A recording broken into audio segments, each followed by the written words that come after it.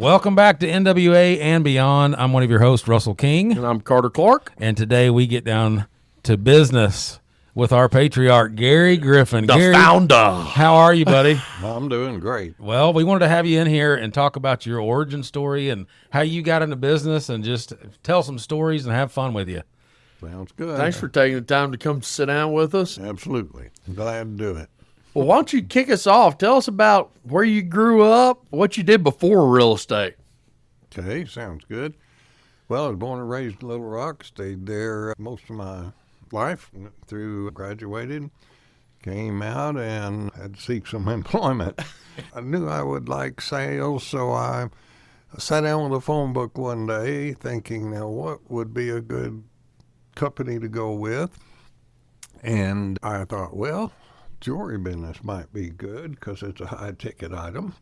And if I can get a salary plus commission, I think I could make some money. I went down through the yellow pages calling and just saying, do you need somebody? I'd like to be a manager trainee and get into jewelry business. I ended up calling Gordon's. They said, yes, come down, we'll talk to you. And sure enough, they hired me. And I was with them for 5 years. Awesome. And during that time, I became a store manager. I then went to Monroe, Louisiana as a general manager. Down there. General manager of 3 stores, and I was there about a year. And lovely place, but I was glad to get the opportunity to transfer to Dallas, where I was general manager of 7 stores. I was there a couple of years, and I decided the jewelry business wasn't for me. So I quit and moved up northwest Arkansas because that's where my wife and her families lived. My families lived not far from here. And got in the real estate business. Started with Schultz and Taylor. Kerry Schultz had a commercial brokerage and was with him about 11 months when he decided to move into the E.J. Ball building and on the 5th floor and just do appraisals. So I went to Springdale, found a small building, very small, about 800 square feet, and opened up my own office. There you go. What year was that? Oh, that was in 1976-ish, 77, somewhere right in there. Gotcha. And my wife answered the phone, and I was the only agent. And so I just set out about trying to find some business. That's awesome. So where did you and Jan meet? We met while I was in the jewelry business here in northwest Arkansas. And wasn't long, within, I think, 6 months, I was fortunate enough to get her to agree to marry me. Oh, there you go. Best sales job you ever did. That was what I thought. And so that's how we met. And it wasn't very long after that I got the promotion and asked to move to Monroe. There you go. Yeah. Congratulations. We're newly married. We're going to Monroe, Louisiana. Well, it was a unique experience. So when you started, what was your idea? Where did you think that this would be? I mean, we're a whole different animal than where it began with you and Jan in the office in 800 square feet. and 800 square feet. Mm-hmm. Now 4 offices and 230 agents and all the different things. So when you started, what was your like, I got this big dream, or were you just going, I'm going to keep it small? Like, where did you start off? Well, like I said, I left Gordon Jewelers after 5 years with them, but immediately after getting out of college, I got my real estate license. And thinking that I'd like to get in, but of course it took a little while. You know, we had to set aside a little bit of money, but all that came to a head when I quit Gordon's, and I just said, I'm just going to go for it.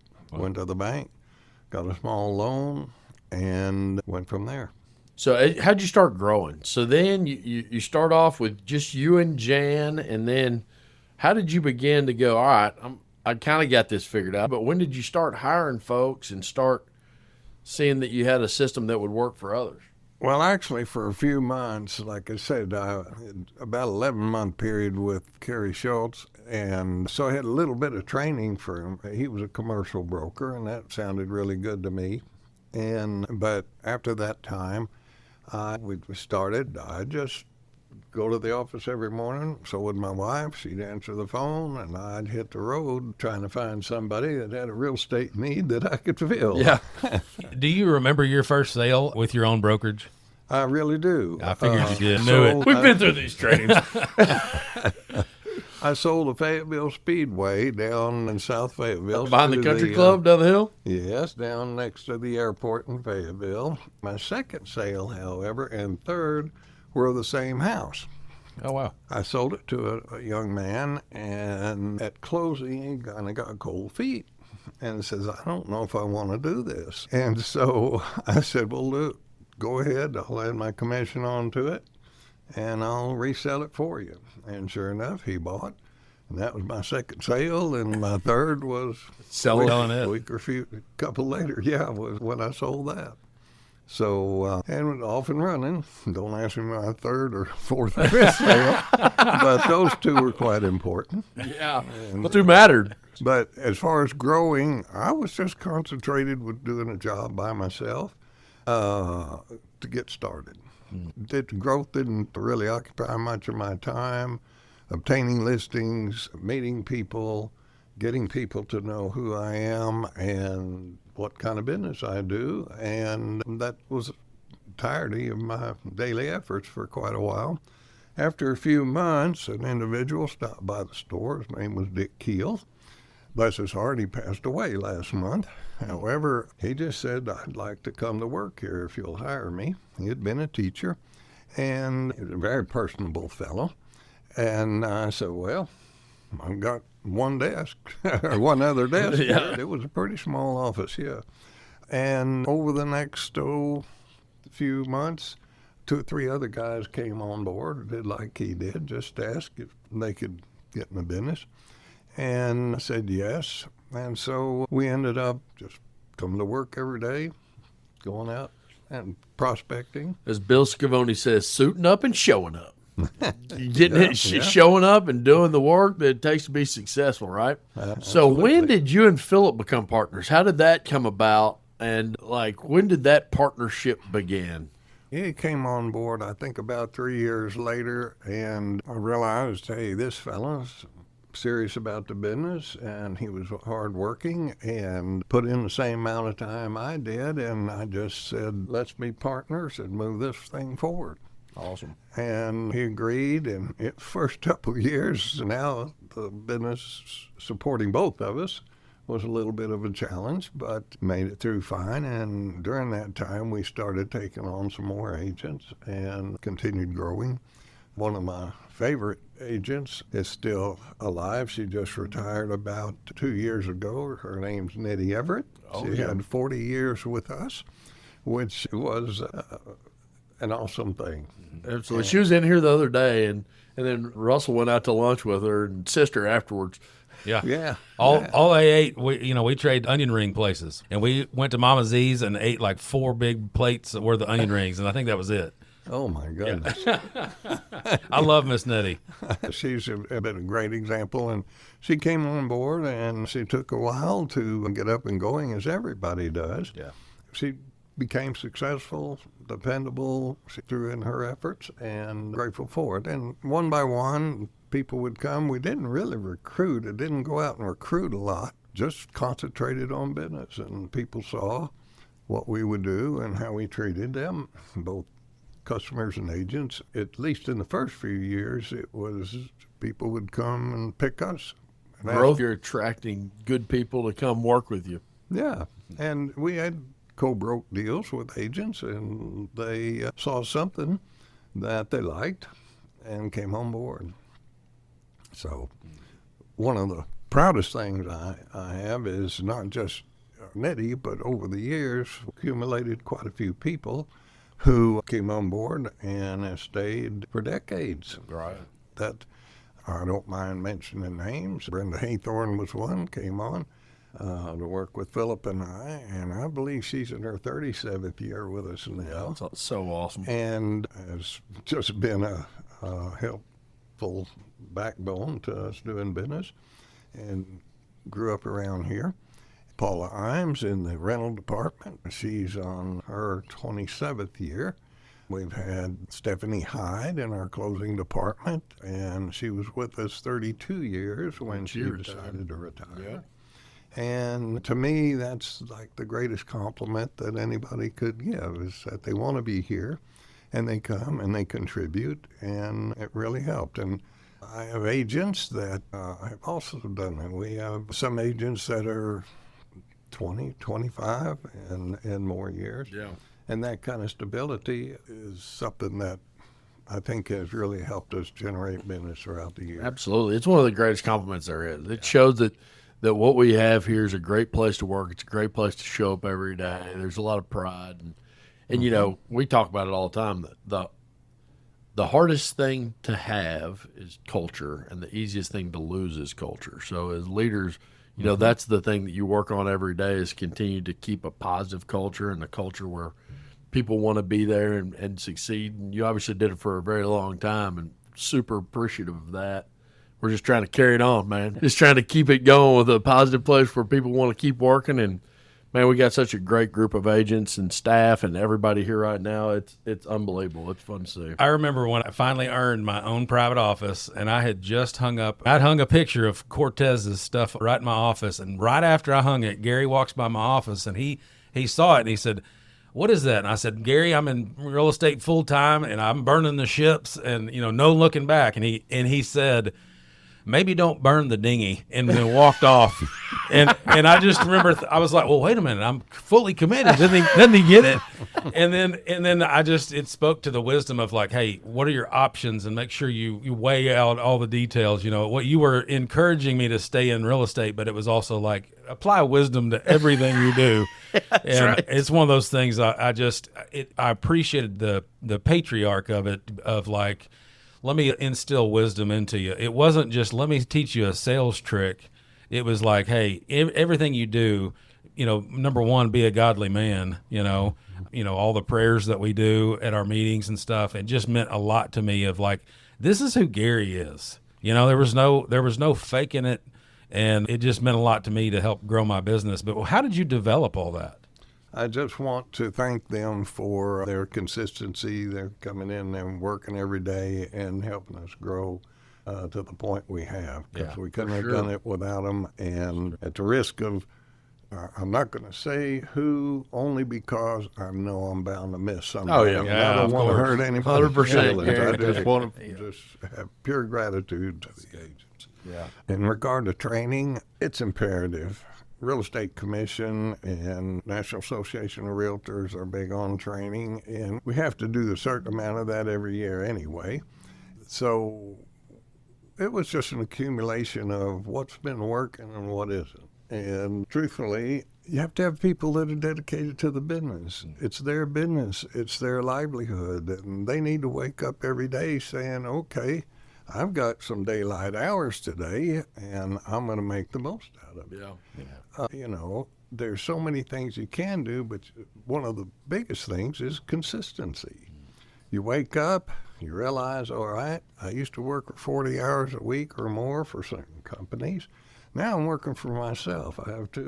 There's two people involved here, me the boss and me the employee. Yep. And you've got to motivate yourself and look forward to getting out there and accomplishing some goals. For example, somebody needs to know who you are and what you do. Yep. And I would train all kinds of ways that you can grab a handful of cards, which you must do, and everything you get involved in throughout the day needs to somehow be guided by yourself to what you do for a living, who you are, and ask somebody a very important question. If anybody wants to buy or sell any real estate, how about yourself? And so doing that, you'll be surprised. Yeah, you'll get a lot of people no, but I rarely had anybody not willing to take my card, because I'd follow that up with, if it was a no, well, here's my card. I'd be glad to help you in any way I can should you have a real estate need. Yep. And that seemed to work.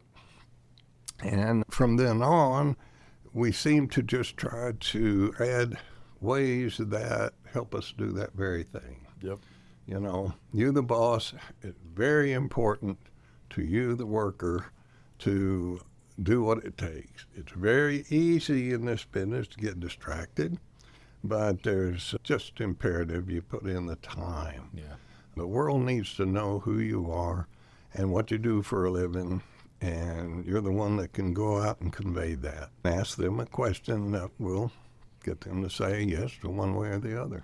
You said a word, consistency, and as management, that's what our word of the year has been: intentional consistency. Being consistent and intentional about what we're doing to try to help our agents continue to grow, and we're trying to pass that down to everybody where it's that intentional consistency. And what's so unique about this business, it hadn't really changed that much. You know, it's still relationships. We're in the people business first.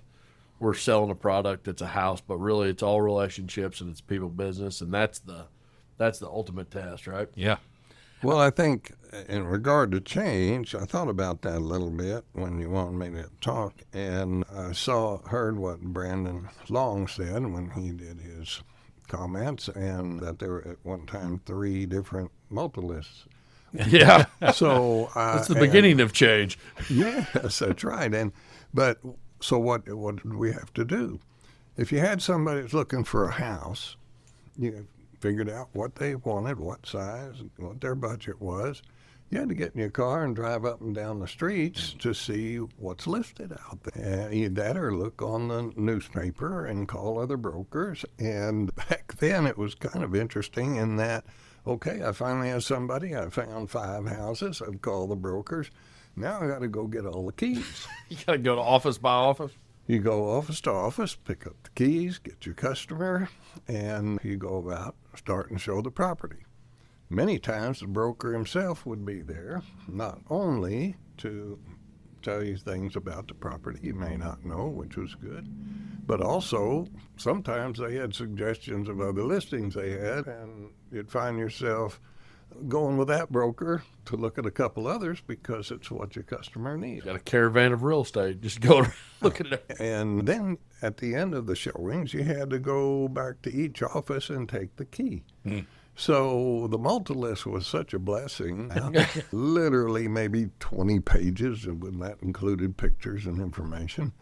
And, you know, it grew. How often do they print that? I think it came out more than once a week, maybe once every 2 weeks, because everybody needed consistency. And the properties that went in there would sell fairly quickly. And so it was also a listing tool. Yeah. Hey, folks, you know, we can expand. We can do things that just an individual homeowner can't do. We can put this in, and every broker in the area would know that we've got your home on the market. Do you remember the price point when you had that book? Oh, boy. Yeah. Well, I told you earlier I had a sale the first, and my second and third sale, it sold for $12,000 in the Elmdale edition. And when I relisted it, put it on, I think, at about $13,900 or $14,500, and it sold again. It was incredible. And now where the average sales price is $450,000, you know, it's just a whole different world. Oh, yeah. Back then, I don't even know how much attention we paid to getting the square footage. Yeah. They either liked it or not, or it had the right number of bedrooms and bathrooms, and they could afford it. So as you developed in your real estate career, you've done a bunch of different other things, right? So you've had rental properties, you've done construction, you've done real estate development with Philip, and you have done a lot of things together. So how did some of those things come about? We don't have to dig into all of them, but I'd love to hear from your side kind of how you parlayed what you were already doing in the real estate business into adding other ancillary incomes and other opportunities that came from just being surrounded by real estate stuff. When you're in business for yourself, you've got to plan for the future. One day I was canvassing, going door to door. Back then you could. As I was going door to door, I saw a gentleman at the last house on the street, and he was sitting on the front porch. And I thought, oh, darn it, I don't know if I'd go address him. But sure enough, I did. Walked across the street, And I said who I was and what I was doing, and he says, "Oh, wow." He said, "I was sitting here thinking I need to sell 3 of my properties." And they ended up not only listing 3 of them, but ended up buying all 3 of them. Oh, did you? Because he was he wanted just more income and no headaches, and I wanted some income from rentals also. So, but anyway, as we grew, I mean, quite a few of the agents would pick up a rental now and then, pick up a house that they could turn into a rental. And they usually had to put some money into it to make it a little nicer, and you can get enough to make the payments, pay the taxes, and at least if you make a little money, if not much, you're still paying the place off. Yep. So those first 3, did he just owner finance all 3 of them for you? And he only wanted, I don't know, I think it was about $1,000 down a piece, and that was a little difficult for me. So we started with one, and he said, "Oh, I'll just give me $1,000, I'll finance all 3." That's awesome. So you bought your first 3 rental properties with $1,000. I had them for 20 years. They paid themselves off. When I sold them at that time, I got 4 times the return for the entire house. It paid itself off, like I say, and it was just a good deal. Yeah. That's one thing that it's always interesting, and you said it just a second ago, is, I think a lot of people, when they get into thinking, "Oh, I'm going to buy some investment real estate," they think that investment real estate's going to be their job. Really, anybody that's done this for any amount of time or has investment real estate of their own, it takes a whole lot of them for them to cash flow a lifestyle. Mm-hmm. But it's the greatest asset appreciator. It's the greatest tax advantage. There's so many great things about owning investment properties, but I think it's like an expectation shift that my goal is for this building to get paid off by somebody else paying it versus this is going to be my income stream for a long period of time. And the best place to start is with one. You just got to start. Yeah, there are a lot of times we didn't take home any money, but we were building a base. And it's just as easy to manage 10 properties as it was 2 or 3. And so it kept going and growing, and it was a long-term commitment to our future. And fortunately, after 46 years in the business, we have properties, a lot of them paid off, and that's where the income's going to come from the future. There you go. And that's pretty exciting when you accomplish that. All right, I want to shift a little bit. We've heard in Carter's origin story, but before y'all joined forces, what was your take when Carter walked in the door? We were very successful for quite some time, kept growing, and I think we got up to about 150 agents. And then the downturn hit, okay? And by the way, I hear people talking about interest rates and them being high. In the early 80s, interest rates went all the way to 20%, but it didn't matter. Business stopped at 13. And Arkansas had a usury cap that you couldn't go over 10. With the interest rates nationally going up and the economy suffering because of it, the state started producing what's called bond money, and interest rates then they help supplement so that make the interest rate in about the 8% range. But during the downturn, you have to do a lot of extra things. We had to work harder and longer, and in any case, eventually the interest rate or the administration changed and the interest rate got within range. And I've got to applaud Ronald Reagan at the time just because he was under tremendous pressure to government subsidize interest rates. And he said, absolutely not. The market will bear. The government's not going to get into it. And consequently, rates went from 20% over the next, almost immediately, in range, 8 or less, but for the next 27 years, it went down bit by bit to eventually a low of about 2.75%. So moving forward, though, you mentioned that about Philip. Philip and I made Philip a partner, and we started moving forward. He had awesome abilities in that, number one, he's from here. He knew everybody in the world, and people liked him. And we bought a first piece of property to develop, 5 acres off of Magnolia Street over here, and built 21 properties, or at least developed the lots. And over time, that continued to grow. And we ended up, I believe, doing 33 subdivisions over the years. One of them, the biggest one, was 450 lots in Rogers, which was really good for us. So in regard to expanding and having other lines of income, because that also created properties to list, selling lots to builders, relationships with builders, and we profited well. It's awesome. During that time, we also bought property and would build rentals, apartments and things, and so that too went into the fold, and he and I both have numerous units around the area, or apartment complexes, help, and with retirement income. And so it's just all the blessings that can come from being in real estate. Right. And we can show you how to do it because we've done it for a long time, been successful, and have a great reputation. Matter of fact, right now, I believe we are working with third generation folks. Yeah. We say Time. Yeah. And so that the parents, they followed what their parents' experiences were with us. Yeah. What do you remember about when we started our merger? What do you remember about how that came about? We were talking about, there wasn't only one downturn.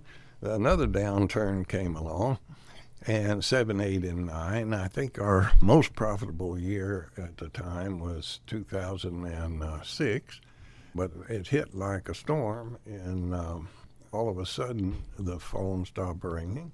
There was no business going on. My wife and I went on a 2-week vacation, came back, and the phones just weren't ringing. And the only 3 years we ever lost money was 7, 8, and 9. And which was very unpleasant. But during that time, we had a lot of agents leave the business. And as Clark and Long were in the same boat, we got to talking. I think Barry Graves was the one that introduced us and was a catalyst in getting us together. And we realized real quickly that we're on the same wavelength and that we're fighting the same problems. And at the time, we had about 150 that went down to maybe 75, and you had about the same amount. Yeah, close. Went down. And when we merged again, we ended up with 150, but we had changed and done a lot of trimming on expenses.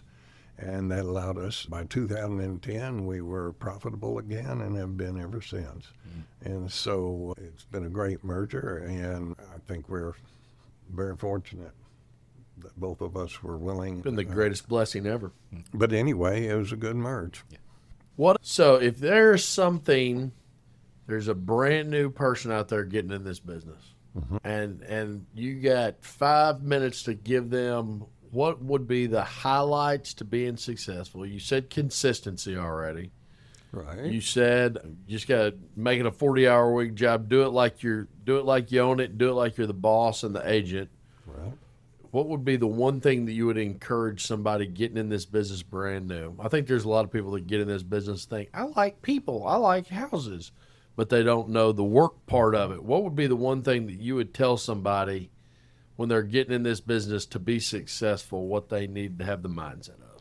I've already mentioned a couple things, but truthfully, what you have to do is you just have to get out there and meet people, because that's where your business is going to come from, and introduce yourself and ask them a question that'll make you able to give them service.